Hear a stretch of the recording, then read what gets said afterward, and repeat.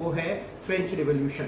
1789 में फ्रांस की क्रांति से पूरी दुनिया में लिबर्टी, इक्वालिटी एंड फ्रेटर्निटी तीन शब्द आते हैं और ये तीन टर्म पूरी दुनिया को बदल देते हैं।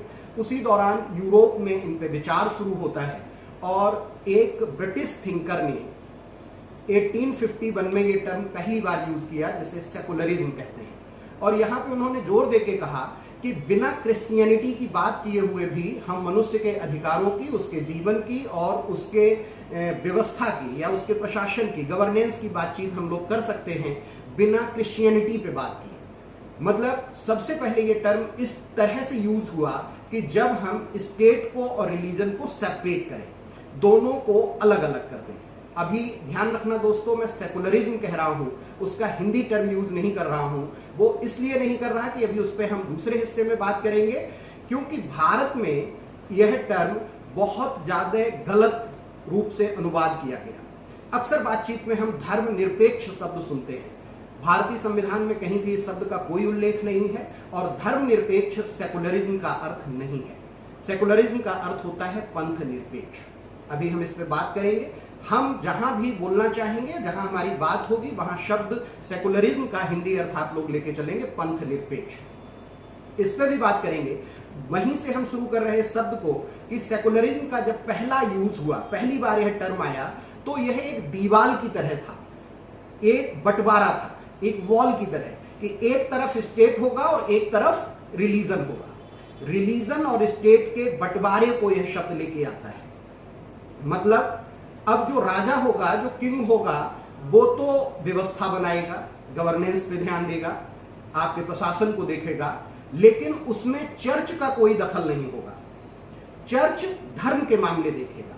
चूंकि पहले की जब हम मध्यकालीन व्यवस्था में जाते हैं, मिडाइवल एज में जाते हैं, तो पश्चिम में भी जो क्लिजी क्लास है वो नॉबिलिटी क्लास के ऊपर था। अगर जो आप फ्रांस के समाज और ब्रिटेन के समाज को समझेंगे तो देखेंगे कि वहां का समाज तीन वर्गों में बटा हुआ है, जिसे हम स्टेट कहते हैं। एनसीईआरटी इस कॉन्सेप्ट को समझाती है।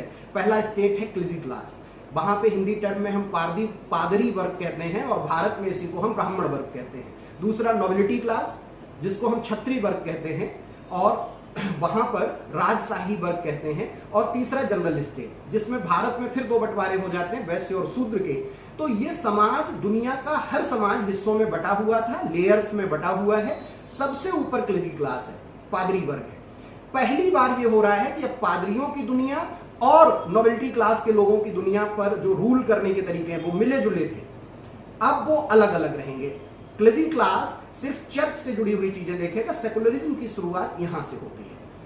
हमारा चूंकि मुद्दा भारत के संदर्भ में समझने का है, लेकिन चूंकि हमें दुनिया को समझना पड़ेगा, ये टर्म वहां से आया हुआ है, पश्चिम के थॉट से पैदा हुआ है।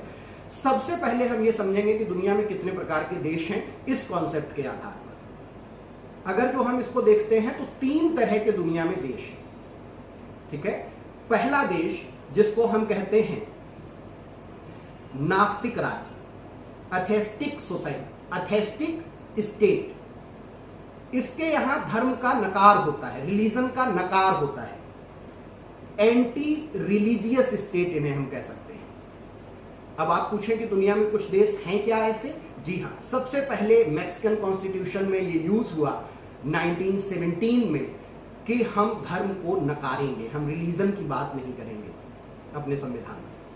उसके बाद जितने भी लेफ्टिस्ट आइडियोलॉजी के स्टेट डेवलप हुए, चाहे वो रसिया, चाहे चाइना, चाहे क्यूबा, इनको हम एथेस्टिक स्टेट कहते हैं, नास्तिक राज्य कहते हैं। और इनके यहां धर्म का नकार होता है, एंटी रिलीजियस स्टेट होते हैं।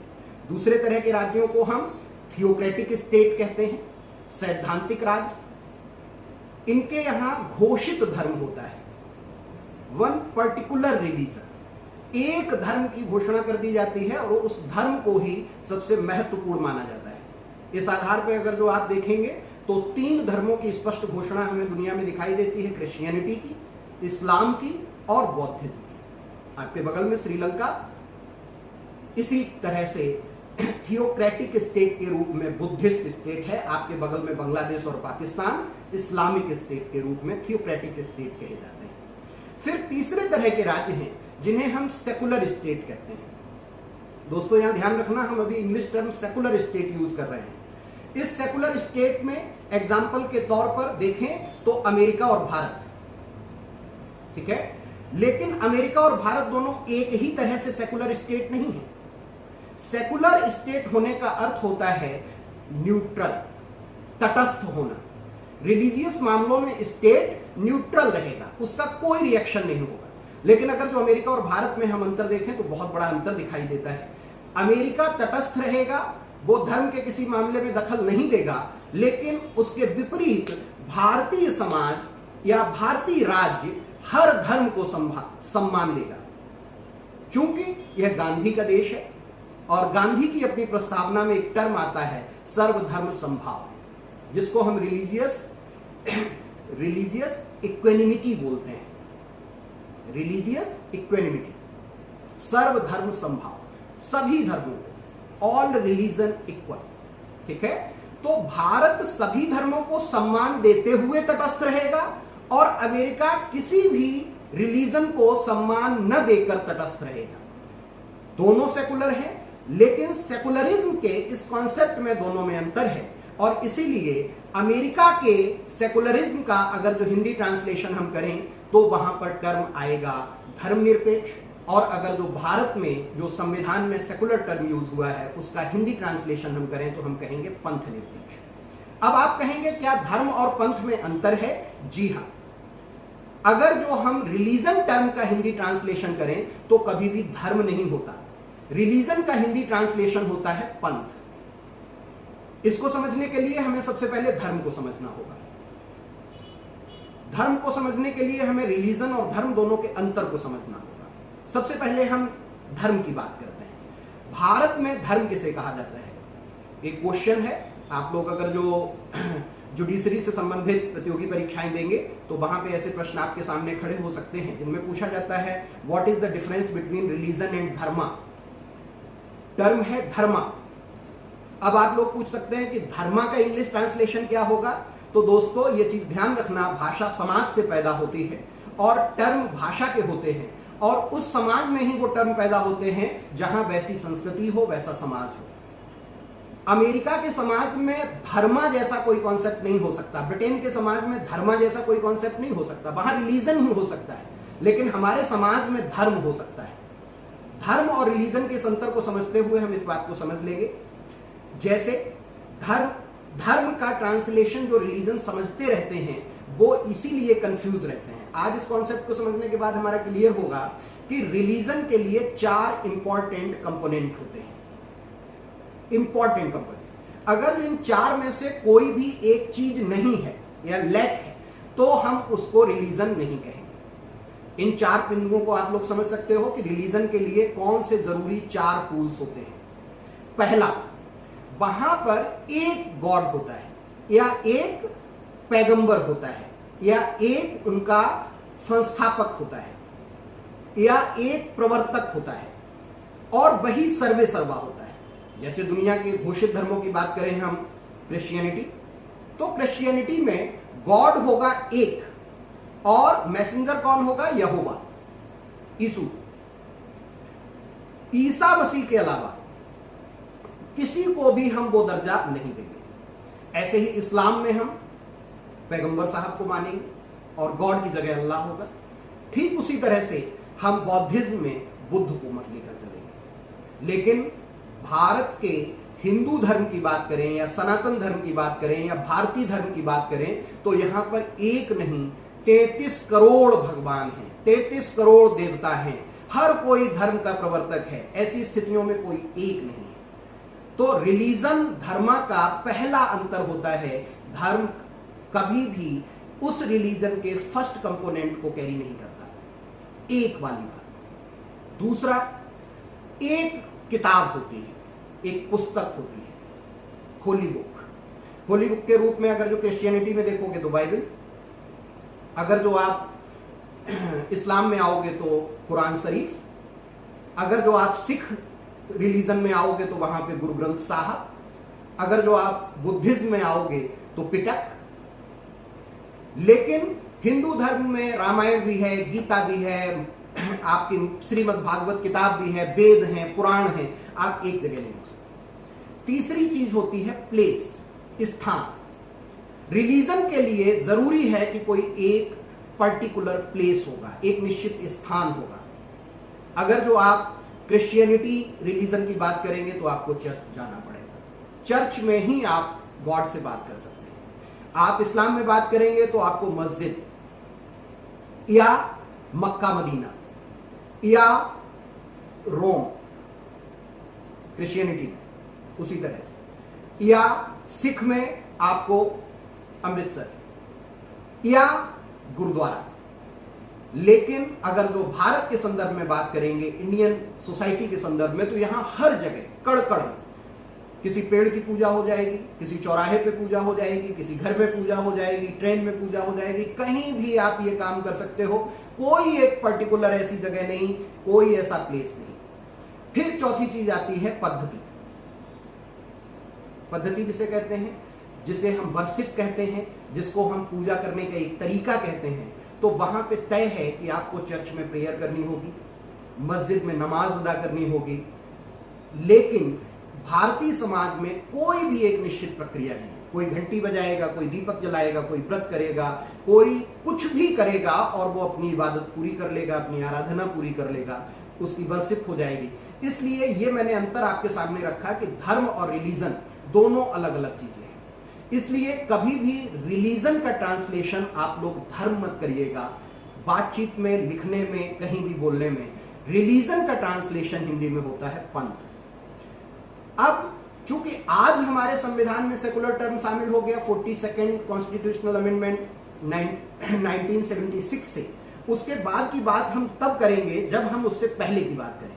संविधान सभा में, कॉन्स्टिट्यूएंट असेंबली में जब इस पे डिस्कशन होना शुरू हुआ तो वहां हमारे देश के सबसे विद्वान लोग बैठे हुए थे और उन्होंने सेकुलर टर्म यूज किए बिना भारतीय संविधान को सेकुलर बना दिया। बड़ी मजेदार कहानी है।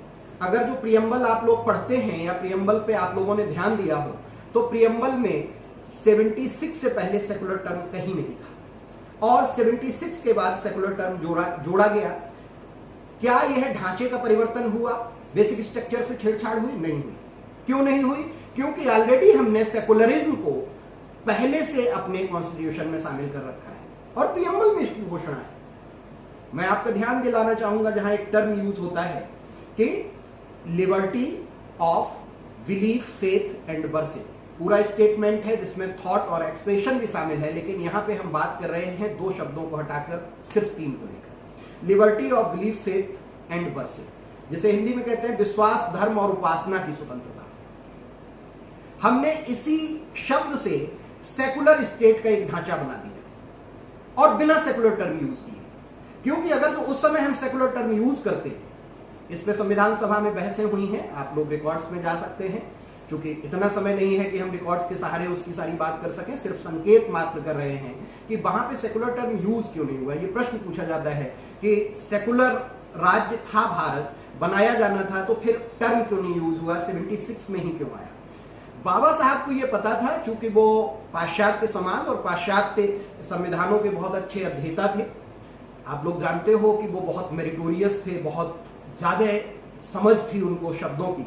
तो उनको पता था कि अगर जो हमने सेकुलर टर्म यूज किया तो इंडिया में कंफ्यूजन पैदा हो जाएगा और लोग समझने लगेंगे कि नया बनने वाला राज्य धर्म विरोधी हो सकता है, यह धर्म का नकार कर सकता है, यह धर्म में आस्था नहीं रखेगा और भारतीय समाज धर्म के बिना जिंदा नहीं रह सकता। अगर जो भारतीय समाज को देखते, इंडियन सोसाइटी को देखते हुए आप कहें तो हम और आप बिना धर्म के जीवित नहीं रह सकते। मैं फिर यही ध्यान दिला रहा हूं कि यहां पे धर्म रिलीजन नहीं है।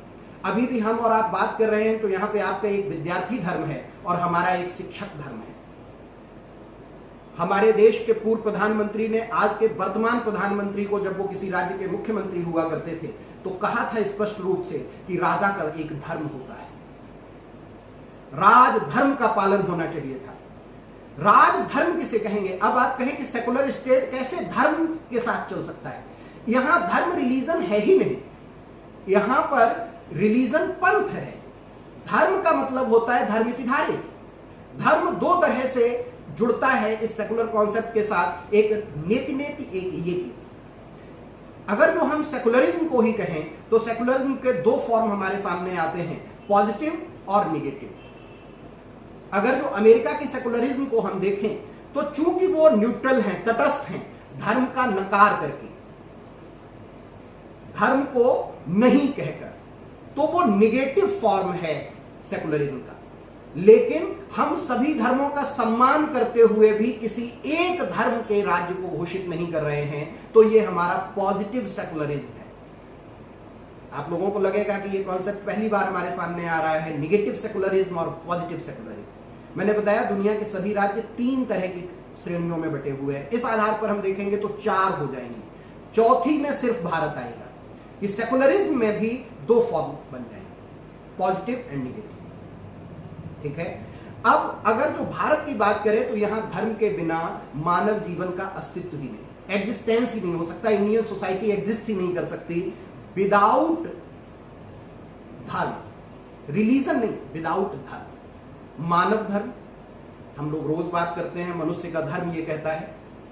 हम प्रतिदिन इस पे बात करते हैं कि हमारे समाज का एक धर्म है, राजा का एक धर्म है, विद्यार्थी का एक धर्म है, पिता का एक धर्म है, पुत्र का एक धर्म है, माता का एक धर्म है, भाई का एक धर्म है। तो धर्म हमारे यहां जो भी नियम हम अपने जीवन में पालन करते हैं उनको धर्म से जोड़ा जाता है। धर्म की धर्म में हमारे यहां 10 बिंदु बताए गए हैं, उनका हम जिक्र यहां नहीं करेंगे, वो फिलॉसफी का मुद्दा है। हम सिर्फ ये समझाना चाह रहे हैं कि जो सेकुलरिज्म है वो धर्म निरपेक्षता नहीं होती। सेकुलरिज्म का अर्थ होता है पंथ निरपेक्षता। इसीलिए भारत के संविधान में जब इसको शामिल किया गया 76 में, उसके बाद जब हिंदी ट्रांसलेशन इसका आया, 76 तक हिंदी ट्रांसलेशन नहीं था, उसके बाद जब हिंदी ट्रांसलेशन आया तो उसमें हमने टर्म यूज किया पंथ निरपेक्ष। क्लियर है? यहीं पे एक प्रश्न आता है आप लोगों के सामने, तो क्या हम ये कह सकते हैं कि भारत धर्मनिरपेक्ष नहीं है? जी हां, भारत का राज्य, इंडियन स्टेट या भारत का समाज, इंडियन सोसाइटी कभी भी धर्मनिरपेक्ष नहीं हो सकती। क्लियर? वो पंथ निरपेक्ष है। धर्म और पंथ के इस अंतर को शायद आप लोगों को समझ में आ गया होगा। ये हमारा पहला हिस्सा था जिस पे हमने सेकुलरिज्म पे बात की कि सेकुलरिज्म टर्म कब आया, सेकुलरिज्म टर्म कब से यूज होना शुरू हुआ। भारत का संविधान जब बनना शुरू हुआ तो हमने भारतीय संविधान में प्रस्तावना में ही इस बात का संकेत कर दिया कि हमारा स्टेट कैसा होगा, सेकुलर। और वो किससे कर दिया? जब हमने विश्वास, धर्म और उपासना की स्वतंत्रता सभी को दी गई, सभी भारत के लोगों को बिना सेकुलर टर्म यूज किए। ये किस बात का संकेत है कि हमारे समझदार लोग जानते थे कि अगर जो हम सेकुलरिज्म टर्म यूज कर लेंगे, सेकुलर टर्म यूज कर लेंगे, तो कहीं ना कहीं इसका निगेटिव मीनिंग हो जाएगा, लोग कंफ्यूज हो जाएंगे। कंफ्यूजन से बचाने के लिए हमने उस समय यूज नहीं किया, बाद में यूज भी किया तो हिंदी टर्म क्लियर कर दिया कि यह पंथ निरपेक्ष है। पश्चिम के समाज में सेकुलरिज्म एक वॉल की तरह होता है, दीवार की तरह होता है, जो सेपरेशन कर देता है, डिवोर्स कर देता है किसके किसके बीच? स्टेट और रिलीजन में। चूंकि इंडिया में हम स्टेट और रिलीजन में बीच में दीवार नहीं ला सकते, इसलिए हम यहां पर सेकुलर टर्म का शुरू में यूज नहीं करते हैं, बाद में से। पहले हिस्से की हमारी बात हो गई। दूसरे हिस्से पे आते हैं कि जो हमारे समाज में राइट टू, जो हमारे संविधान में right to religious freedom in India, इसके लिए अगर जो हम विचार करें तो बहुत सारे अनुच्छेद हैं जो हमें सीधा सीधा संकेत करते हैं। अगर जो आप फंडामेंटल राइट में जाएंगे वहीं से सारे संकेत हम उठाते हैं। Article 14, article 15, article 19, article 29, article 30, article 51A,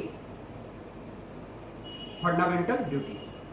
इतने सारे आर्टिकल हमें संकेत करते हैं कि हमारे स्टेट में सभी को राइट टू रिलीजियस फ्रीडम है। लेकिन स्पेशली इस टर्म को हमने जहां यूज किया, उन आर्टिकल्स का हमने नाम नहीं लिया, क्योंकि उन पे अब हम सेकेंड हिस्से में बात करेंगे।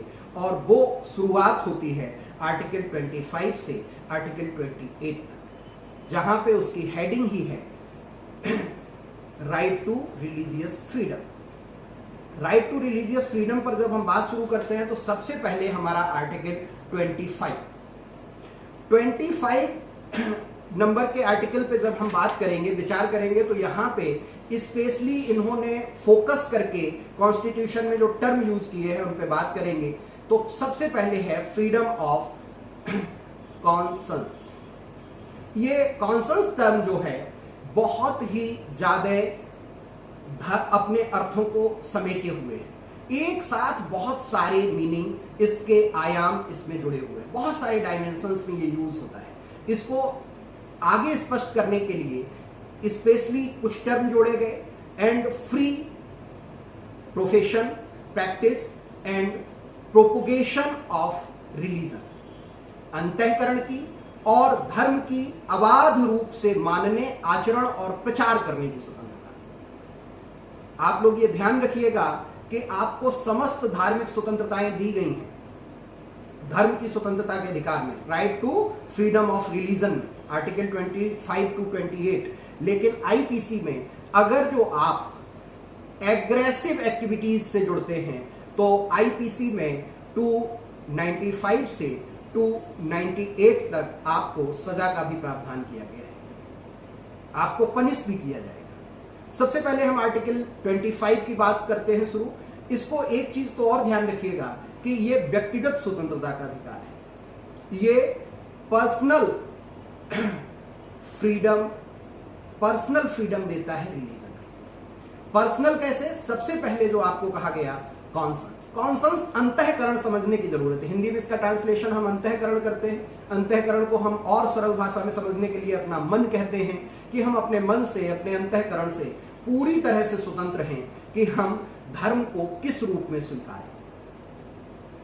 हम किसी भी रूप में धर्म को स्वीकार सकते हैं, धर्म की किसी भी उपासना पद्धति को स्वीकार कर सकते हैं।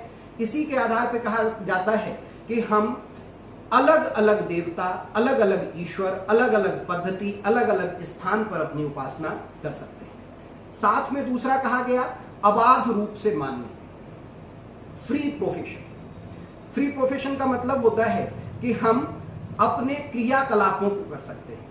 हमें जल चढ़ाने जाना है, हमें रोजा इफ्तारी करनी है, हमें नमाज पढ़ने जाना है, हमें चादर चढ़ानी है, हमें व्रत करना है, तो इन सारी चीजों की हमें स्वतंत्रता मिली हुई है। साथ ही प्रैक्टिस, आचरण, धर्म के अनुसार जो तय किया गया सिद्धांत है उस हिसाब से हम आचरण कर सकते हैं। और तीसरा कहा गया है प्रचार करने की स्वतंत्रता, जिसको इंग्लिश टर्म यूज किया गया है प्रोपोगेशन ऑफ रिलीजन। यहां दोस्तों ध्यान रखना कि आपको प्रचार करने की स्वतंत्रता दी गई है, न कि धर्मांतरण, कन्वर्जन करने की स्वतंत्रता नहीं। आप धर्मांतरण नहीं करा सकते, आप धर्म का प्रचार कर सकते हैं। आप दूसरे से कह सकते हैं हमारा धर्म बहुत अच्छा है, लेकिन जरूरी नहीं कि आप दूसरे को फोर्स करें। यदि फोर्स करते हैं तो ये आपके लिए सजा का प्रावधान करेगा कि आप ये ही धर्म माने। फिर इसमें कहा गया कि आप इन धर्मों को मानेंगे, लेकिन राज्य कुछ आधारों के तहत, कुछ आधारों पर ही यह स्वतंत्रता आपको देगा। और इसको कहते हैं कि कुछ इसमें आपके लिए अपवाद जुड़ेंगे, एक्सेप्शंस जुड़ेंगे, लिमिटेशंस दी।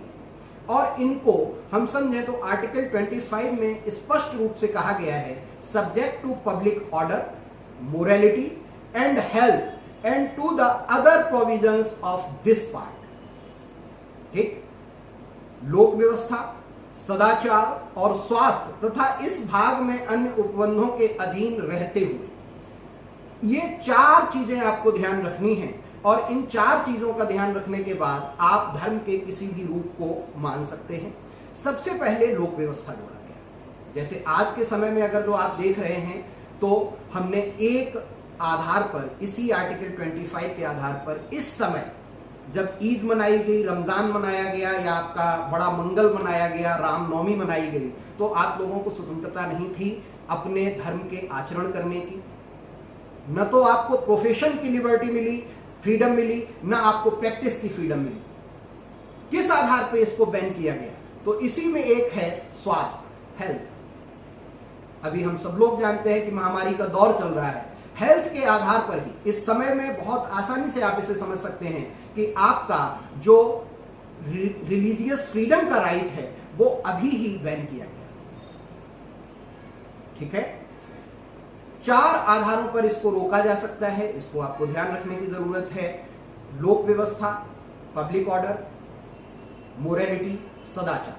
अगर जो आप कोई भी ऐसा आचरण कर रहे हैं धर्म के आधार पर जो मोरालिटी के अगेंस्ट है, तो आपको रोक दिया जाएगा, तो आपका ये फ्रीडम आपसे वापस ले लिया जाएगा। हेल्थ, जिसको हमने एक्सप्लेन कर दिया, और अगली चीज जोड़ी गई, जैसे अभी सबरीमाला केस में आप लोगों ने देखा होगा कि अगर जो इस भाग में दिए गए अधिकारों में से किसी के भी अधिकारों का हनन हो रहा है, किसी का भी कोई फंडामेंटल राइट वायलेट हो रहा है, अगर जो आपके आर्टिकल 25 से, तो आपको रोक दिया जाएगा। चौथा पॉइंट इसीलिए जोड़ा गया है, and to the other provisions of this part, part 3 fundamental right के किसी प्रोविजन के कारण आपको इस अधिकार से वंचित किया जा सकता है। फिर इसी आर्टिकल में आगे इस बात को एक्सप्लेन किया गया है कि आपको किसी भी प्रकार की आर्थिक, वित्तीय, राजनीतिक कोई भी ऐसी प्रक्रिया जिसका आप व्यक्तिगत रूप से पालन कर रहे हैं, जिसको कहा गया operation of any existing law state for making any law, किस किस के आधार पे, इकोनॉमिक, फाइनेंशियल, पॉलिटिकल और अदर सेकुलर एक्टिविटीज, आर्थिक, वित्तीय, राजनीतिक, अन्य लौकिक क्रियाकलाप का निर्बंधन अगर जो करती है तो उसको रोका नहीं जा सकता। ठीक, इंडिविजुअल राइट है ये आपका। साथ ही इसमें जोड़ा गया है कि हिंदुओं की सभी धार्मिक संस्थाएं हिंदुओं के सभी वर्गों के लिए उपलब्ध रहें। और यहीं पर यह ध्यान रखिएगा कि हिंदू जब कहा गया है तो उसमें नीचे एक एक्सप्लेनेशन है हमारे कॉन्स्टिट्यूशन में, जिसमें कहा गया है कि उसके अंतर्गत सिख, जैन और बौद्ध को मानने वाले व्यक्ति भी शामिल होंगे। जब हम भारत के संविधान के आधार पर हिंदू टर्म यूज करते हैं तो हिंदू में सिख, बौद्ध, जैन को शामिल मानकर चलते हैं। एक और स्पष्टीकरण यहां पे दिया गया है एक्सप्लेनेशन आर्टिकल 25 में, जिसमें कहा गया है कि सिख धर्म के अंतर्गत कटार लेकर चलना, कृपाण धारण करना, आप लोग देखते हो कृपाण सरदार जी लोग लेके चलते हैं, और इसकी एक शर्त है कि आप फिर सिख धर्म के अन्य जो प्रावधान है, प्रोविजंस है, उन्हें भी फॉलो करें, जिसको हम पंच ककार कहते हैं, 5 का, जिसमें एक कृपाण है, एक कटार है, तो बाकी 4 आपके पास है, केस है, कंगा है, कड़ा है, कच्छा है, तो आप कटार भी लेके चल सकते हैं, और यह स्वतंत्रता आपको आर्टिकल 25 से मिलती है। अब हम इसके अगले आर्टिकल पे आते हैं, और वो हमारा आर्टिकल है 26। 4 आर्टिकल है, हमने तुम्हें बताया, जैसा कि right to freedom of religion में आर्टिकल 25 हमने पूरा किया। इसमें individual freedom of religion individual है। जब हम 26 में आते हैं तो यहां कलेक्टिव फ्रीडम मिलती है, और किस चीज की, तो इसकी हेडिंग दी गई है कि freedom to manage religious affairs, धार्मिक कार्यों के प्रबंध की स्वतंत्रता। आप धर्म से जुड़ा हुआ कोई आयोजन कर रहे हैं, कोई रिलीजियस अफेयर है, कोई धार्मिक कार्य है, और आप उसको मैनेज कर रहे हैं, तो इसकी आपको फ्रीडम मिलेगी। अब धार्मिक कार्य इंडिविजुअली नहीं होता, उसमें बहुत सारे लोग जुड़ते हैं, तो इसी को जोड़ा गया कि उसमें जो कलेक्टिव फॉर्म है उसकी लिबर्टी होगी, उसकी फ्रीडम होगी। लेकिन इस पे भी अपवाद लगाए गए, क्या क्या, लोक व्यवस्था, सदाचार और स्वास्थ्य के अधीन रहते हुए। यहां भी यहीं से शुरू होता है, subject to people order, public order, morality and health. ध्यान रखिएगा 25 में आपको 4 रिस्ट्रिक्शंस थे, 4 प्रतिबंध थे, उसमें से पहले 3 यहां भी हैं, फंडामेंटल राइट्स वाला रिस्ट्रिक्शन हटा दिया गया, क्योंकि यहां पे कलेक्टिव फॉर्म है। इंडिविजुअल जब फॉर्म था तो हमारे आर्टिकल 25 के चलते किसी दूसरे के फंडामेंटल राइट्स न बाधित हों, इसके लिए वहां पे प्रोविजन किया गया था। चूंकि यहां पे कलेक्टिव फॉर्म है, इसलिए हमने उस प्रतिबंध को हटा दिया। लेकिन फिर भी, जैसे अभी आप कहोगे ईद नहीं मना पाए, सामूहिक रूप से रोजा इफ्तारी नहीं हो पाई, तो उसके लिए यही प्रावधान किया गया कि आपको 3 आधारों पर रोका जा सकता है। हेल्थ के आधार पर रोका गया, पब्लिक ऑर्डर के आधार पर रोका गया आपको, आप अक्सर देखते हो लोक व्यवस्था के आधार पर, अगर जो कहीं भी नमाज हो रही है, कहीं कोई जुलूस हो रहा है, आप जुलूस के लिए परमिशन लेने जाते हो, शोभा यात्रा के लिए परमिशन लेने जाते हो, कोई धार्मिक आयोजन करते हो, आप मजिस्ट्रेट से परमिशन लेते हो। तो ये इसीलिए कहा गया कि बिना परमिशन के लोक व्यवस्था का कोई ऐसा आधार बने, कोई ऐसी समस्या बने, इसके लिए जरूरी है कि आप इसका ध्यान रखें। इन आधारों पर इसको बाधित किया गया। इसमें सारी आपको स्वतंत्रताएं दी गई हैं। कोई भी आप इंस्टीट्यूशन एस्टैब्लिश कर रहे या मेंटेन कर रहे हैं, कोई चैरिटेबल पर्पस है आपका, तो भी आप ऐसे काम कर सकते हैं। आगे कहा गया कि अगर जो कोई धर्म से जुड़ा हुआ ऐसा आयोजन है जिसकी आप प्रबंधन की स्वतंत्रता चाहते हैं, वो भी है आपके पास। फिर धर्म की संस्था के आधार पर मूवेबल और इमूवेबल प्रॉपर्टी आप कलेक्ट कर सकते हैं। इसीलिए अभी देश में एक चर्चा चल रही है, आप लोगों ने न्यूज में सुना भी होगा, कि जो धार्मिक संस्थाएं हैं उनके पास जो संपत्ति है, जो सोना है, ऐसा एक प्रश्न आया जिस पे अभी बहुत बहसें हुई, आप लोग उससे वाकिफ हैं। चूंकि हम पॉलिटिकल कोई भी मुद्दा यहाँ पे डिस्कस नहीं करना चाह रहे, इसलिए सिर्फ संकेत मात्र कर रहे कि ये बहस अभी देश में चल रही है कि क्या हम जो धार्मिक संस्थाएं हैं उनकी संपत्ति का उपयोग कर सकते हैं इस महामारी से निपटने के लिए, और इस पर अभी बहस चल रही है और राज्य ने इस पर अभी कोई निर्णय नहीं लिया है। लेकिन हमें यह ध्यान रखना चाहिए कि यह धार्मिक स्वतंत्रता है, आर्टिकल 26 में मिला हुआ है कि जंगम और स्थावर संपत्ति के अर्जन और स्वामित्व का अधिकार, to own and acquire movable and immovable property. चल और अचल संपत्ति दोनों तरह की संपत्तियां रख सकता है धार्मिक संस्था, और इसीलिए मंदिरों के पास, मस्जिदों के पास, गुरुद्वारों के पास, चर्चों के पास अपनी बहुत सारी जमीन है, बहुत सारी अचल संपत्ति है, इमूवेबल प्रॉपर्टी है, मूवेबल प्रॉपर्टी है। सोना मूवेबल है और जो जमीन आप देखते हो चर्च के पास, मंदिर के पास, मस्जिद के पास, गुरुद्वारे के पास, वो इमूवेबल। हर तरह एक और आपको फ्रीडम दी गई है कि जो आपके पास संपत्ति है, ऐसी संपत्ति का विधि के अनुसार से प्रशासन करने का अधिकार, to administer such property in accordance with law. कानून के अनुसार आप उस संपत्ति का उपयोग कर सकते हो, वो जब भी चाहे उसको बेच सकते हैं। वो धार्मिक संस्था उसमें जिसको उसके रख रखाव का या उसको अधिकार मिला हुआ है, वो ये काम कर सकते हैं। ये हो गया हमारा आर्टिकल 26, जिसमें कि हमें कलेक्टिव रिलीजियस फ्रीडम मिलती है। नेक्स्ट आर्टिकल है हमारा 27 में कहा गया है freedom as to payment of taxes for promotion of any particular religion. किसी विशिष्ट धर्म की अभिवृद्धि के लिए करों के संदाय के बारे में स्वतंत्रता। ठीक है दोस्तों, अगर जो कभी भी किसी भी व्यक्ति को ऐसे किसी टैक्स देने के लिए बाध्य नहीं किया जाएगा, उसको मजबूर नहीं किया जाएगा, उसको स्वतंत्रता होगी, वो चाहे तो कोई मदद कर सकता है। लेकिन कर लगाने जैसे टैक्सेस टर्म यूज हुआ है, कर।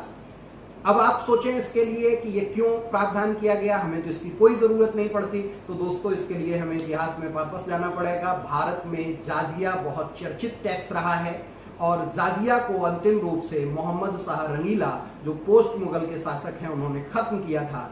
उससे पहले भारत में कई बार जाजिया इम्पोज हुआ, एबोलिश्ड हुआ, फिर इम्पोज हुआ, फिर एबोलिश्ड हुआ, और मिडाइवल एज शुरू होते ही, जब से हमारे यहाँ सल्तनत शुरू होती है और मुगल पीरियड शुरू होता है, तो जाजिया चलता रहा। इसलिए आधुनिक समाज में कल को कोई भी सरकार आए और वो किसी भी एक पर्टिकुलर रिलीजन की फेवर के लिए, उसके प्रमोशन के लिए कोई टैक्स लगाए, तो ऐसा कोई टैक्स नहीं लग सकता और किसी भी व्यक्ति को इसके लिए बाध्य नहीं किया जा सकता। लेकिन दोस्तों यहाँ पे एक संकेत मैं करना चाहूंगा आप लोगों के लिए कि कभी कभी राज्य धार्मिक सुविधा के लिए शुल्क लगा सकता है। यहाँ पे ध्यान रखिएगा, हम टैक्स की बात नहीं कर रहे, फी की बात कर रहे हैं। कोई फी ली जा सकती है। आप लोगों को याद भी आ रहा होगा, कुछ लोगों ने कहीं कहीं किसी एक रिलीजियस अफेयर के लिए या धर्म के लिए कभी कभी कहीं कहीं उन्होंने कोई फी पे की होगी। मैं याद दिला देता हूं एक एग्जाम्पल। जब हमारा कुंभ मेला होता है, अगर जो कुंभ के दौरान आप इलाहाबाद जाते हैं तो बस या ट्रेन में आपसे 10 रुपए अतिरिक्त लिए जाते हैं। कहीं 5 रुपए, 2 रुपए, 10 रुपए, 50 रुपए, या किसी भी धार्मिक स्थल पे आप जाते हो तो वहां जाने के लिए उस एरिया में जा रहे हैं, भले ही आप धर्म के काम से जा रहे हैं या नहीं। जैसे हमने बताया कुंभ वाला एग्जाम्पल, कुंभ के दौरान आपको बोर्ड के ऑफिस में कोई काम है, आपको हाई कोर्ट में कोई काम है, आप जा रहे हैं, आप कह रहे हैं मेरा तो कोई कुंभ से लेना देना नहीं, लेकिन क्या मुझे ये फी देनी पड़ेगी? जी हाँ, आपको वो फी देनी पड़ेगी। वो धार्मिक सुविधा के लिए शुल्क लिया जा रहा है, वो टैक्स नहीं है और वो पे करना पड़ता है। लेकिन हम कोई टैक्स, हमारा राज्य किसी भी व्यक्ति को बाध्य नहीं कर सकता, मतलब कोई रिलीजियस टैक्स आगे इंडिया में इंपोज नहीं हो सकता। नेक्स्ट आर्टिकल है 28। 28 में जो आर्टिकल है वो हमें जो फ्रीडम देता है उसके लिए कहा गया freedom as to attendance at religious instruction और religious worship in certain educational institutions. कुछ शिक्षा संस्थाओं में धार्मिक शिक्षा या धार्मिक उपासना में सम्मिलित होने के बारे में स्वतंत्रता। ये किस चीज की फ्रीडम है? मान लीजिए आपने किसी भी इंस्टीट्यूशन में एडमिशन लिया, किसी संस्था में आपने प्रवेश लिया, और उस संस्था में प्रवेश लेने के बाद आप किसी दूसरे रिलीजन में, या हो सकता है आप एथीस्ट हो सकते हैं, आप नास्तिक हो सकते हैं, आप किसी धर्म को ना मानते हो, लेकिन वो संस्था आपको फोर्स करती है कि नहीं, आपको रिलीजियस इंस्ट्रक्शन, जिसको कहते हैं धार्मिक उपदेश, और जो धार्मिक शिक्षा हमारे यहां दी जा रही है उसमें शामिल होना होगा। ऐसे बहुत सारे cases high court, supreme court में आते हैं। आप लोग न्यूज से जुड़े हैं, आप लोग विधि के विद्यार्थी हैं, तो आप जानते होंगे लॉ स्टूडेंट होने के नाते कि ऐसे केसेस अक्सर आते रहते हैं और इन पर विचार होता रहता है। इसके लिए हमारे संविधान में आर्टिकल 28 1950 से ही है कि हम इसके लिए क्या प्रावधान लेकर चल रहे हैं। अब आप कहें कि एक लाइन में हम इसको समझें, तो नहीं, इसमें हमें 3 सब आर्टिकल्स में यह बात समझाई गई है, लेकिन समझने के लिए हम सरल तरीके से समझें तो उच्चतम न्यायालय ने, हमारे सुप्रीम कोर्ट ने जो डिसीजंस के माध्यम से व्यवस्था दी है और जो इस आर्टिकल की लैंग्वेज है, उसके आधार पर इंडिया में इस नजरिए से, रिलीजियस इंस्ट्रक्शन के नजरिए से 4 तरह की संस्थाएं हैं।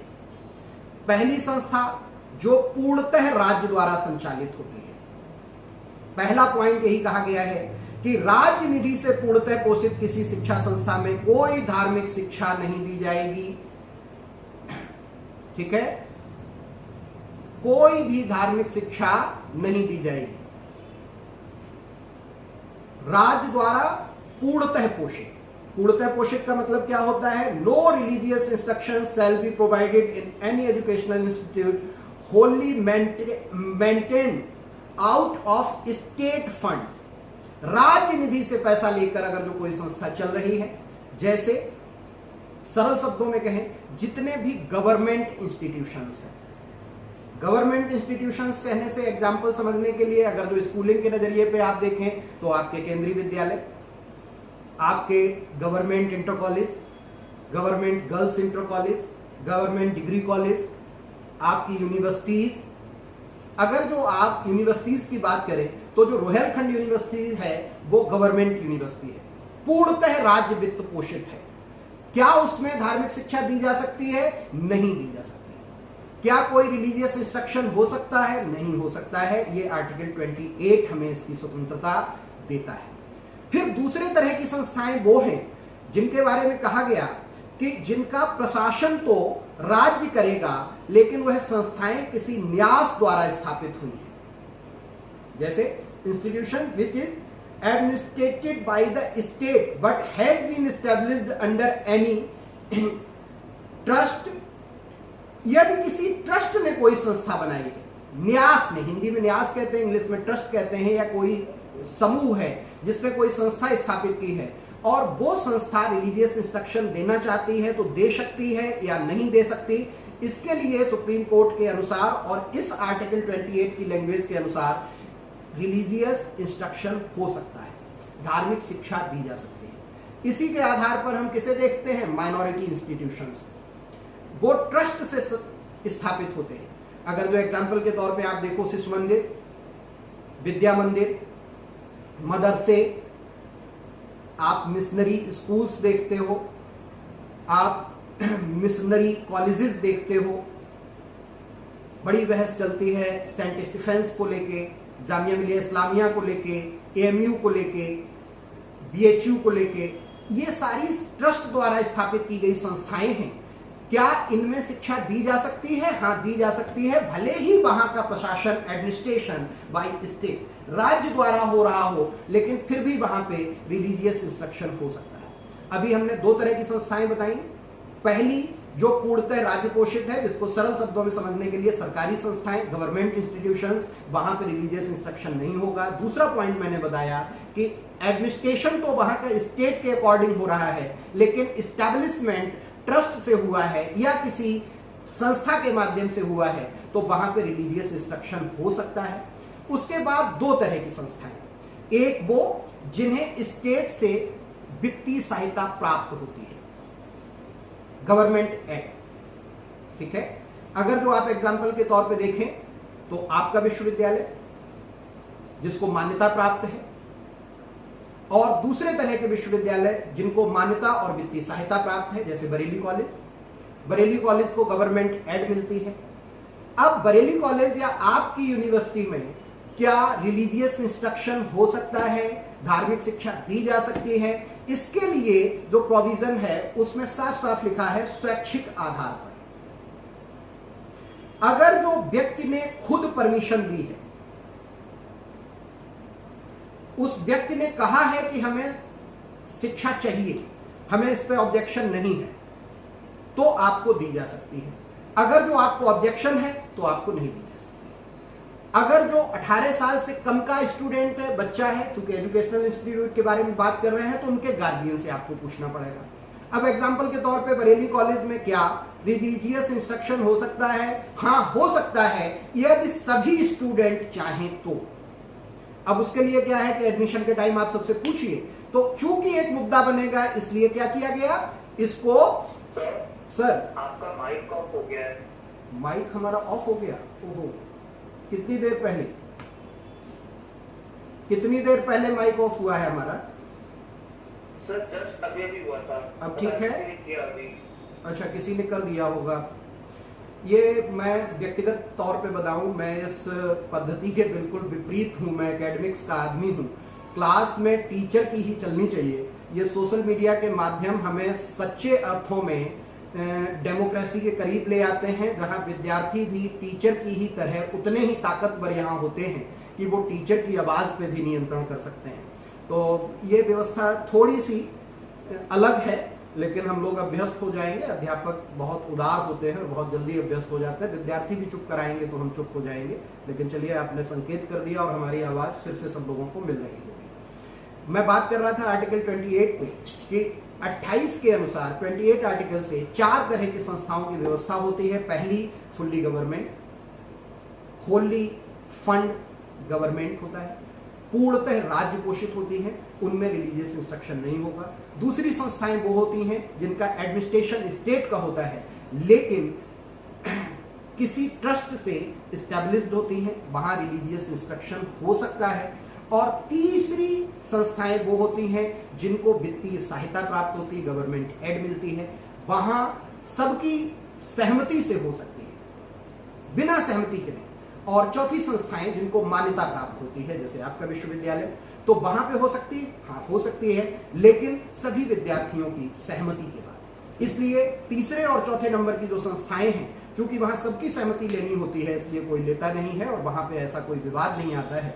विवाद अक्सर होता है।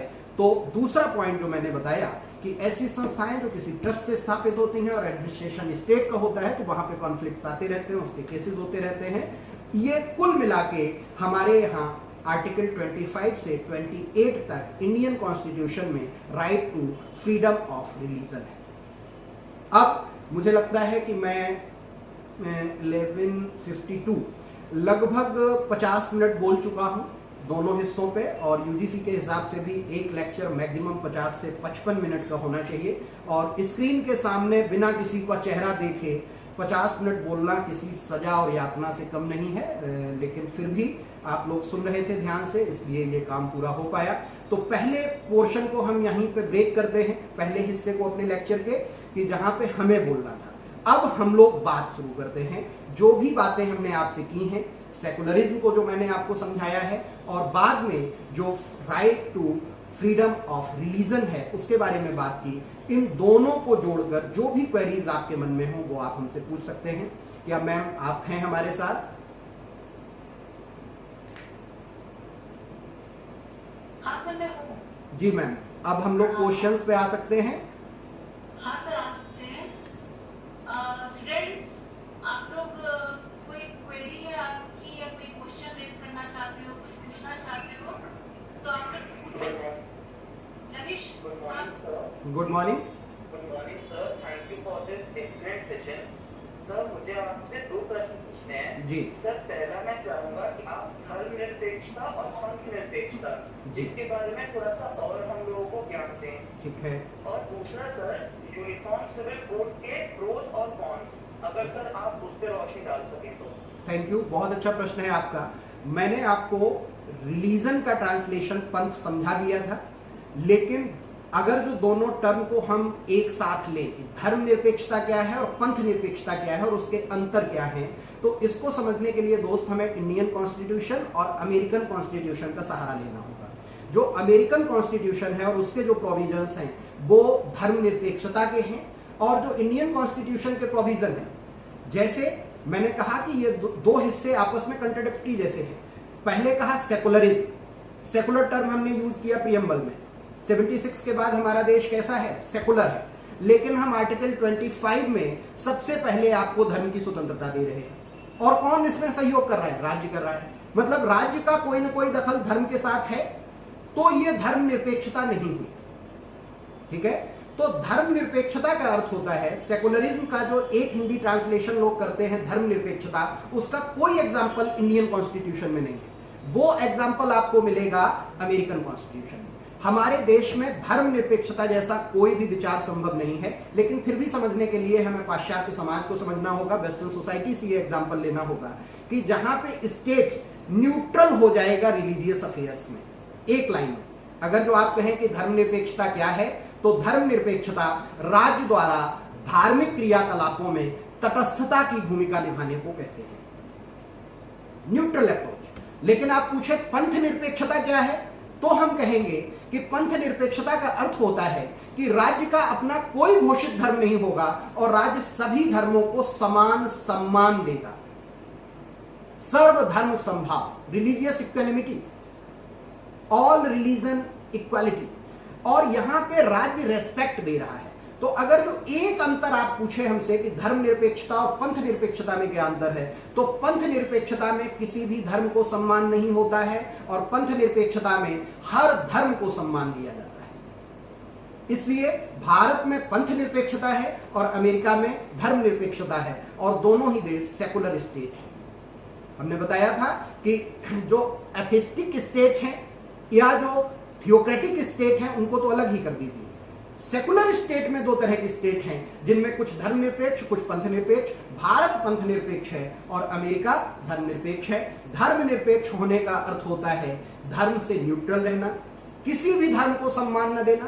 पंथ निरपेक्षता का अर्थ होता है कि अपना कोई धर्म राज्य घोषित नहीं करेगा, फिर भी हर धर्म को सम्मान देगा। पहला प्रश्न आपका क्लियर हो गया होगा, आशा करता हूं। दूसरा प्रश्न आपका था uniform civil code. Uniform civil code अभी बहुत चर्चित मुद्दा है। वर्तमान में जो केंद्र की सरकार है, यह अपने घोषणा पत्र में इस नारे को लेकर आई थी और सुप्रीम कोर्ट इस पे इस गवर्नमेंट से 3 बार क्वेश्चन पूछ चुका है कि अभी तक आपकी क्या प्रोग्रेस है। आपने पूछा है कि इसके प्रॉन एंड कॉन्स क्या होंगे, तो उस पर हम बात कर लेते हैं। डेमोक्रेटिक सोसाइटी में, सेकुलर कंट्री में जरूरी है कि सभी के लिए कानून एक जैसे हो। अभी मैंने क्या कहा कि राज्य सभी धर्मों को सम्मान देगा। अब सभी धर्मों के क्रियाकलाप, सभी धर्मों की व्यवस्थाएं अगर जो अलग अलग होंगी, तो राज्य के लिए मजबूरी होगी अलग अलग तरह का व्यवहार करना।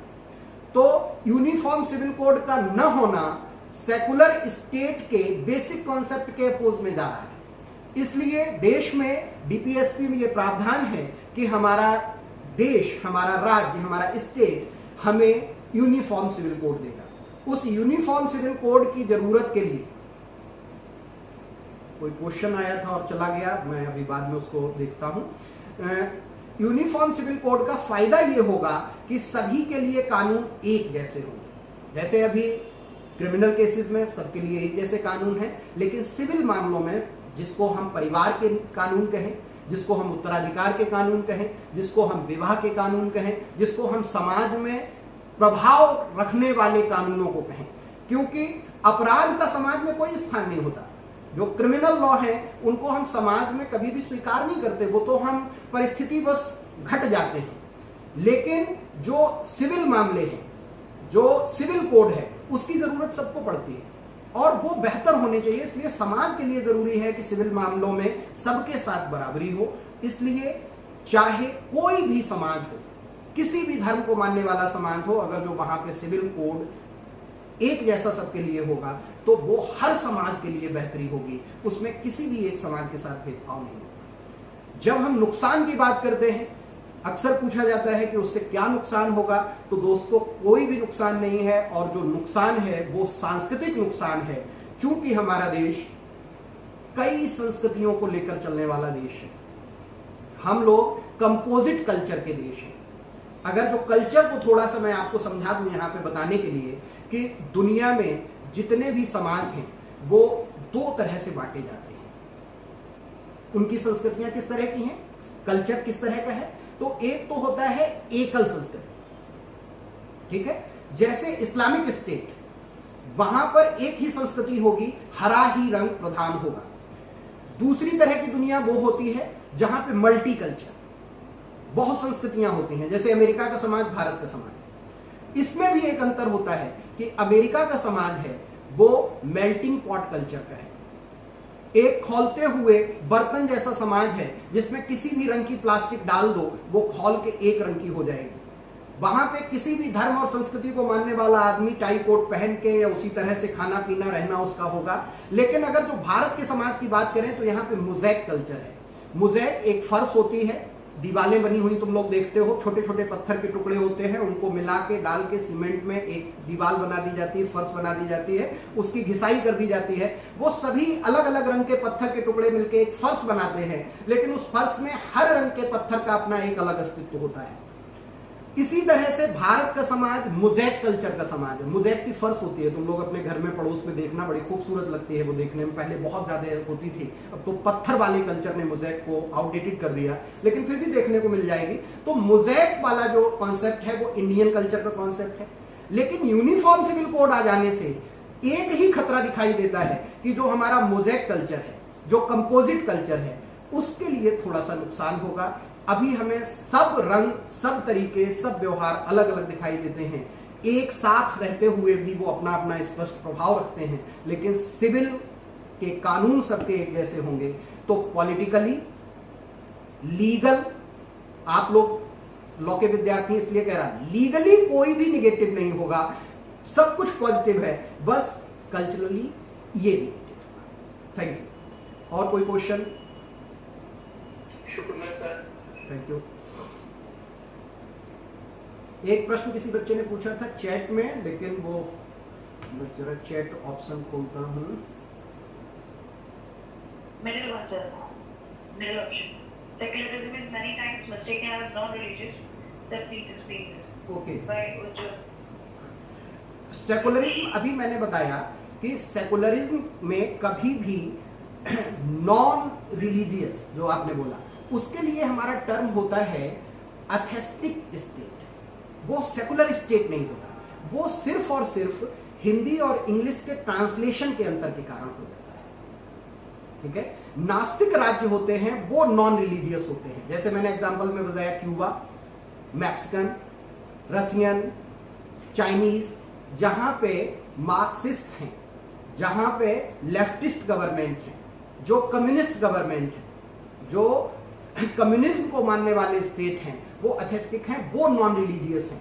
लेकिन सेकुलरिज्म में नॉन रिलीजियस नहीं होते, सेकुलरिज्म में हम न्यूट्रल होते हैं, हर रिलीजन के लिए न्यूट्रल रहेंगे।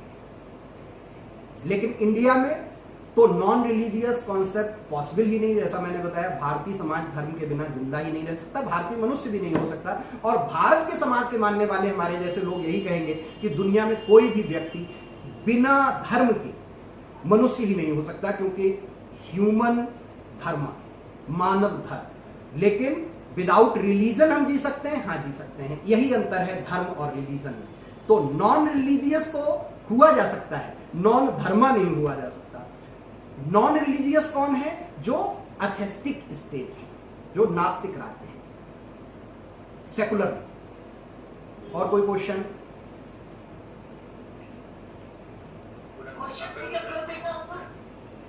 हाँ सर, पूछिए।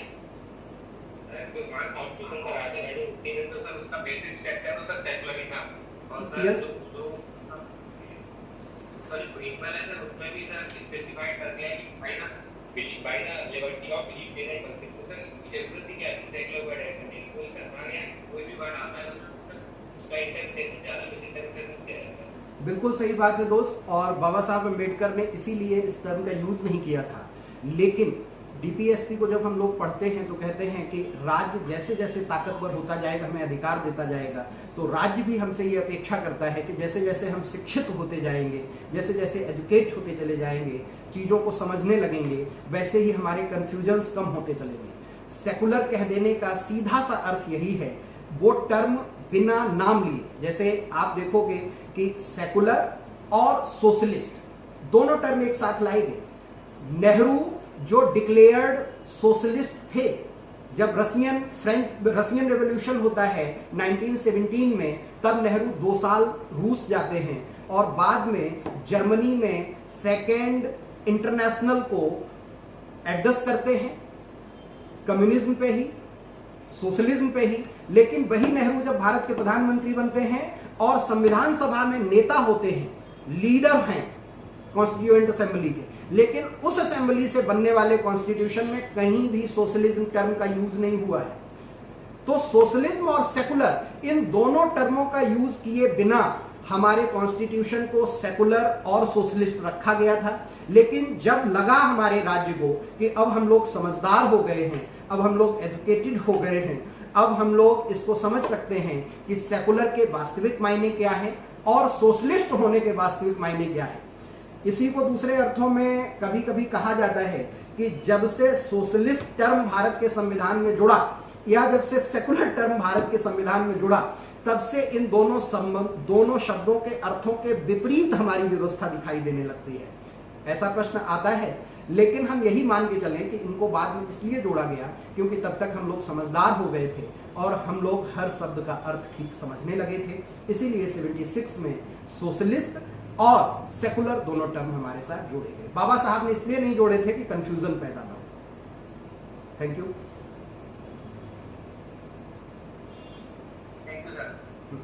और कोई question? Students question put up करो आप लोग, कोई डाउट हो, अपना कोई पॉइंट रेज करना चाहते हो, अपनी बात रखना चाहते हो आप लोग? हाँ, कुछ भी आप लोग बोलना चाहें, हमें भी सीखने को तो कुछ मिले। शेयर करना चाहते हो सबके साथ? सर CAA पर आपका क्या टेक है? क्या बेटा? सर CAA पर आपका क्या टेक है? CAA थोड़ा सा कंट्रोवर्शियल मुद्दा आप ला रहे। लवेश, इससे बात ना करें, इससे कभी और बात करेंगे बेटा। प्रियंका का भी क्वेश्चन आना था, प्रियंका यादव प्लीज आगे आओ बेटा, क्वेश्चन करो। Good afternoon. लाइक मतलब थोड़ा सा कंफ्यूज हो गई। लाइक आपने अभी बताया धर्मनिरपेक्ष और पंथनिरपेक्ष में आपने 4 पॉइंट रिलीजन के इसको मतलब बताए, उसके अंदर बताए थे जी। वो इसमें नहीं बताए थे, मैंने डिफरेंस बिटवीन रिलीजन एंड धर्मा। तो सर अगर हम पिछले कभी देखें तो हमने ये तो देख लिया कि उसमें मतलब 4 पॉइंट है। अगर ब्रीफ में तो अगर हम धर्म और पंथ की बात करते हैं तो उन 4 पॉइंट्स को कैसे सेट करें?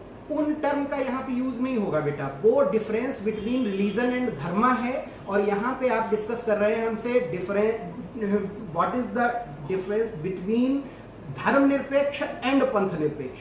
धर्मनिरपेक्ष और पंथनिरपेक्ष दोनों का इंग्लिश टर्म सेकुलरिज्म है, ठीक है। तो यहां पर वो 4 टर्म नहीं आएंगे। वो 4 टर्म हमने कहां के लिए यूज किए हैं?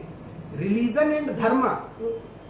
रिलीजन के वो 4 इंपॉर्टेंट कंपोनेंट हैं, लेकिन जब हम पंथ निरपेक्ष और धर्म निरपेक्ष की बात करते हैं तो धर्म निरपेक्ष की जब बात करेंगे तब तो हम रिलीजन को नकारने या न नकारने की बात करेंगे। पंथ निरपेक्ष में हम दूसरे तरह की बात करेंगे। तो धर्म निरपेक्ष जो है वहां पे इन टर्म का कोई भी यूज नहीं है। जो पंथ निरपेक्ष है वहां पे इसका यूज हो सकता है। धर्म निरपेक्ष पंथ निरपेक्ष का अंतर अलग बात हुई और धर्म और रिलीजन का अंतर एक अलग बात हुई। दोनों बातें अलग अलग हैं। जी क्या आपको लगता है कि जो मतलब हमारी कंट्री के सिटीजन हैं वो अभी भी जो धर्म और पंथ की जो डिफरेंस है वो नहीं जान पाए? हाँ, नहीं जान पाए हैं। उसका कारण ये हुआ कि जब सेकुलर टर्म जोड़ा गया तो उसका ट्रांसलेशन यहाँ पर अभी भी जितनी किताबें आप देखते हो, आप लोग इंग्लिश में पढ़ोगे तो सेकुलर टर्म मिलेगा, लेकिन हिंदी में जब किताब पढ़ोगे तो कॉन्स्टिट्यूशन से जो टर्म लेके लिखेगा वो तो पंथ निरपेक्ष लिखेगा। जनरली बातचीत में सब लोग धर्म निरपेक्ष टर्म ही यूज करते हैं, जो कि रॉन्ग है, गलत है। लेकिन चूंकि जानकारी नहीं है भाषा की और उसके टर्म के अर्थ की, इसलिए वो लोग अक्सर बातचीत में किसी से आप पूछोगे हमारा देश कैसा है, धर्म निरपेक्ष है। हमारा देश धर्म निरपेक्ष है ही नहीं, हमारा देश पंथ निरपेक्ष है। तो ये भाषा के अंतर के कारण या लोगों के द्वारा पंथ निरपेक्ष और धर्म निरपेक्ष में अंतर न समझ पाने के कारण एक ही अर्थ में प्रयुक्त होते रहे, इसलिए ये कंफ्यूजन होता है। इसलिए लोग अभी तक नहीं जानते हैं। आप लोग ये चीज ध्यान रखिएगा कि भारत में 1% से ज्यादा लोग नहीं हैं जो संविधान पढ़ते हो। 1% अभी भारत में किसी भी आदमी से आप पूछिए तो वो डीपीएसपी के बारे में नहीं बता पाएगा, लेकिन वोटिंग राइट का सब यूज करते हैं। और बाबा साहब अम्बेडकर ने संविधान बनाते हुए कहा था कि डीपीएसपी का यूज असली तभी होगा जब इलेक्शन के टाइम लोग वोट मांगने जाएंगे और पब्लिक डीपीएसपी के आधार पर क्वेश्चन करेगी कि आपने डीपीएसपी के लिए क्या किया। लेकिन भारत की 99% आबादी अभी डीपीएसपी को नहीं जानती। तो अभी भी भारत की तमाम आबादी इतनी बारीकी से इन चीजों को नहीं जानती है। जैसे बहुत सारे विद्यार्थियों ने आज हमारे साथ ही सुना होगा कि धर्मनिरपेक्ष और पंथनिरपेक्ष 2 अलग अलग चीजें हैं। सेकुलरिज्म का वही अर्थ सारे लोग जानते रहते हैं। रिलीजन और धर्म को एक ही बात मानते रहते हैं, जबकि रिलीजन और धर्म दोनों अलग अलग चीजें हैं। Thank you. और इसी का क्वेश्चन है सर, मेरा एक क्वेश्चन है। Yes ma'am. सकते हैं आप? ठीक है बेटा, पूछो। सर कोई स्टेट के लिए आया, लेकिन आजकल सेकुलर में इंडिविजुअल भी जा रही है। ठीक है, आप इंडिविजुअल में भी बेटा जो लोग इस धर्म को सेकुलर के तौर पे यूज करते हैं, आप उसको पंथ निरपेक्ष ही मानिए। जैसे मैं हूं, मैं अपनी इंडिविजुअल ओपिनियन दूं कि मैं अथीस्ट हूं, मैं नास्तिक हूं, मैं ईश्वर को नहीं मानता, लेकिन क्या मैं धर्म में बिलीव करता हूं? यस। मैं अथीस्ट होते हुए भी, पूरी तरह से नास्तिक होते हुए भी धार्मिक हूं। मेरा शिक्षक धर्म है। मैं अभी भी तुमसे जिस आधार पर बात कर रहा हूं उस समय मैं मानव धर्म में और शिक्षक धर्म में जी रहा हूं।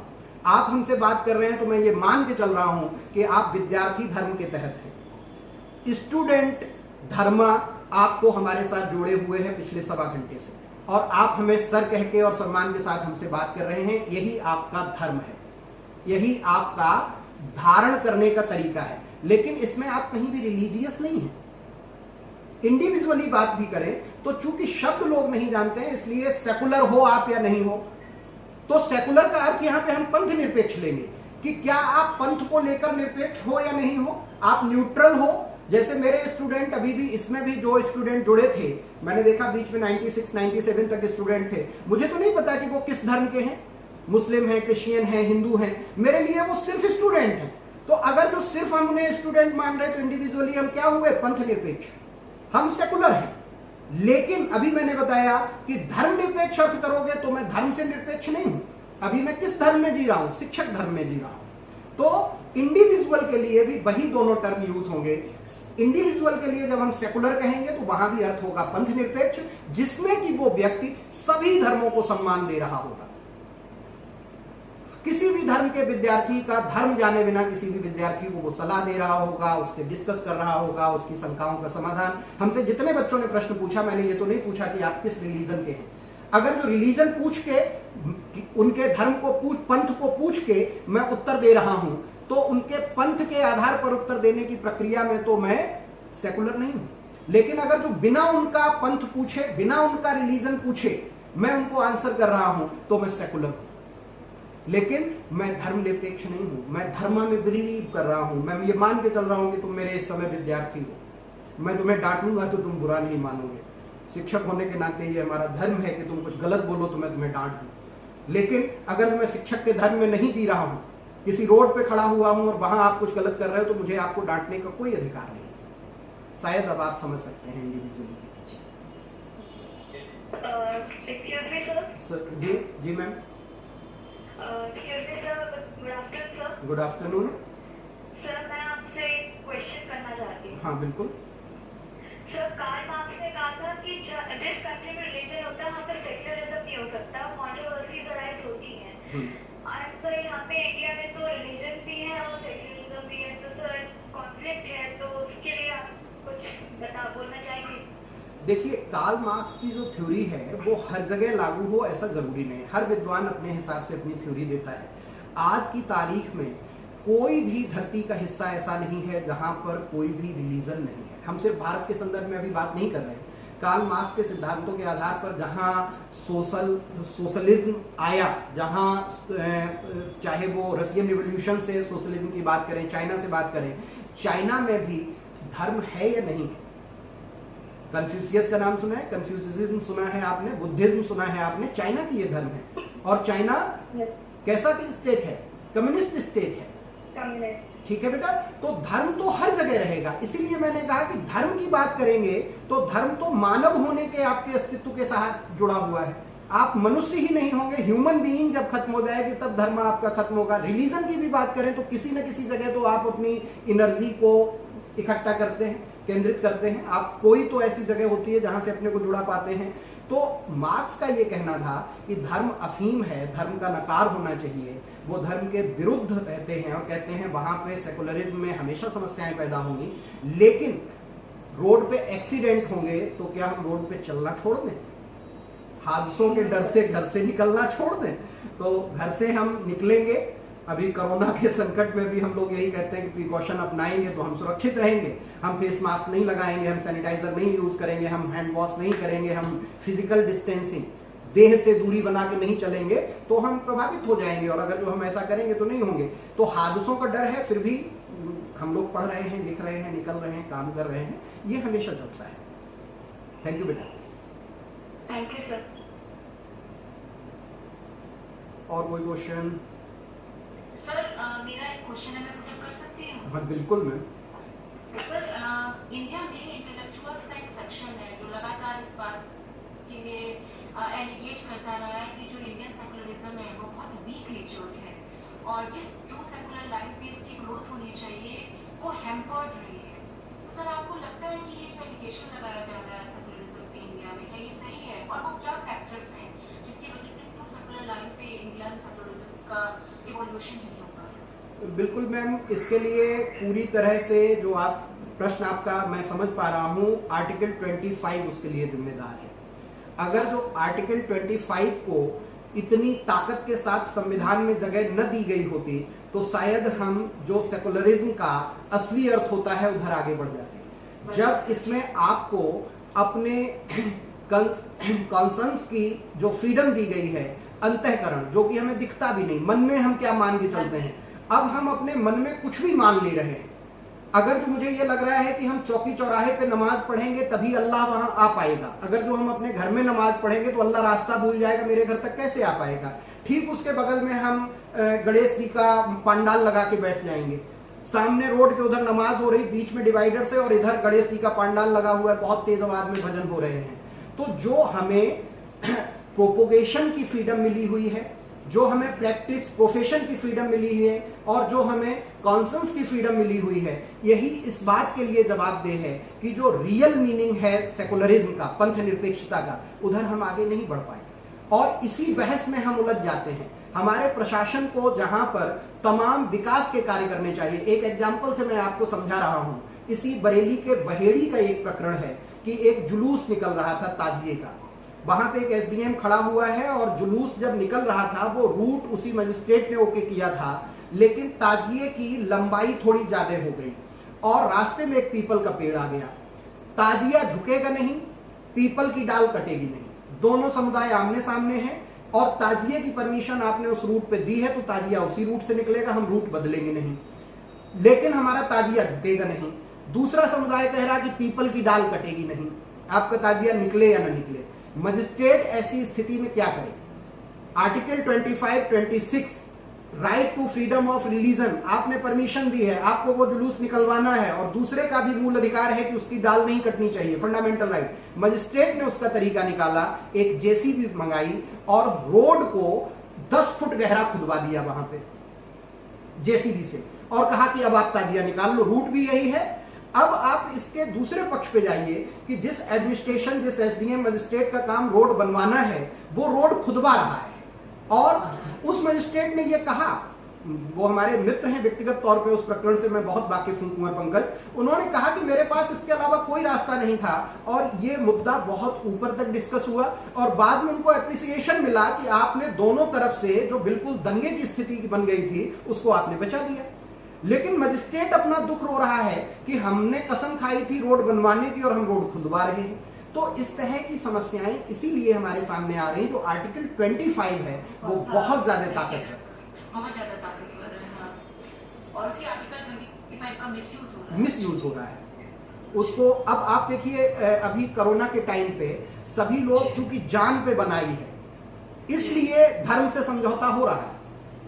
इस समय सभी लोग, कोई भी जल चढ़ाने के लिए शंकर जी को या हनुमान मंदिर में नहीं जा रहा है, सब लोग घर में बैठे हुए हैं। अब भगवान आपकी, मैं हमेशा अपने विद्यार्थियों को एक जिक्र करता हूं, क्योंकि आज सेकुलरिज्म पे और रिलीजियस फ्रीडम पे हमारी बात हो रही है, कि हम जिन भगवानों को लेके इतने परेशान रहते हैं। मैं पिछले वर्ष यूरोप की यात्रा में था, फ्रांस में, इटली में, स्विट्जरलैंड में, तो मैं सोच रहा था कि अगर जो मान लीजिए मुझे कोई परेशानी आ जाए तो यहाँ हनुमान जी कहाँ से आएंगे, क्योंकि उनका तो कोई मंदिर हमें दिखाई नहीं दे रहा और चर्च में मेरा कोई भरोसा नहीं है।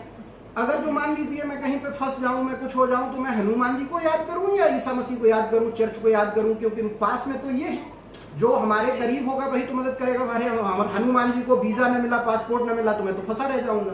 तो ये बात जब आप अपने दृष्टिकोण को बड़ा करते हो, जब देखते हो, तब आपको समझ में आता है कि धर्म हमारे जीने का, हमें पॉजिटिव एनर्जी एक जगह इकट्ठी करने का एक जरिया होता है और जरूरत उसी की होती है और हम उलझ किस में जाते हैं, उसके प्रोपोगेशन में।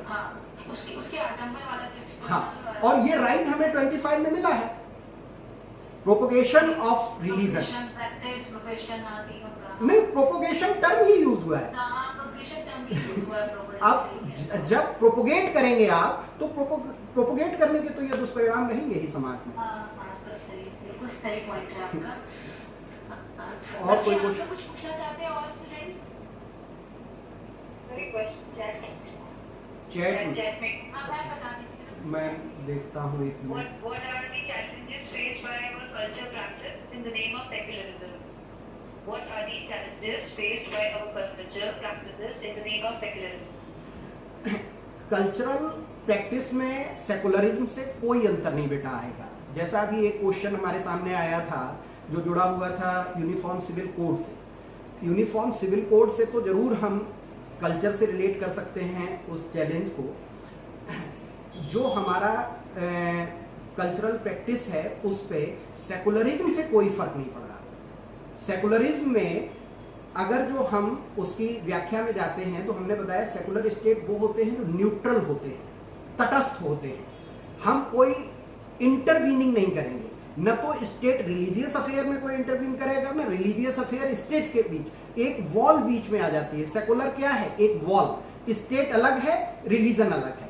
तो जो हमारा कल्चरल प्रैक्टिस है वो किससे चल रही है?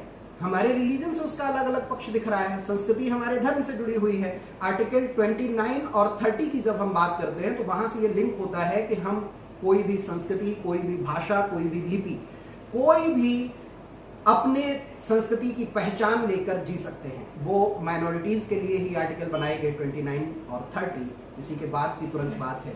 उनको अगर तो आप देखोगे तो उससे सेकुलर होने से उन पर कोई भी फर्क नहीं पड़ रहा है। हमारे हिसाब से ऐसा कोई पक्ष नहीं आता है।